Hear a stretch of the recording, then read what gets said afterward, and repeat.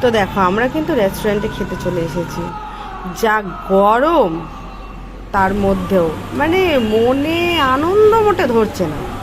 তো বসে দেখছিলাম কি অর্ডার দেওয়া যায়। তো ফাইনালি ডিসাইড করেই ফেলেছি। ওই দাদাকে ডেকে অর্ডারও দেওয়া হয়ে গেছে।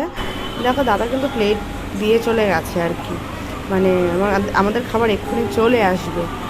আর আমরা ওইটুকু টাইমে ওয়েট করতে পারছিলাম না, এত খিদে পেয়েছিল।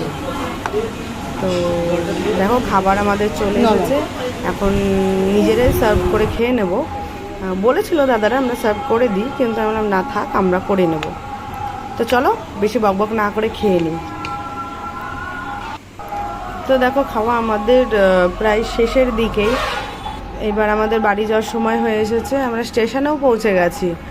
তো ট্রেন এলেই আর কি বেরিয়ে পড়বো। আর প্লিজ বাইরের নয়েজগুলো স্কিপ করে যেও। তো খাওয়া দাওয়ার শেষে আমরা একটা সেলফি, একটা কি ভালোই ফটো তুলেছিলাম, তার মধ্যে একটা তোমাদের সাথে আমি শেয়ার করলাম। তো দেখো আমরা ট্রেন থেকে নেমে এই যে ভাই এসেছিলো নিতে, বাইকে উঠে পড়েছি। তো টাটা।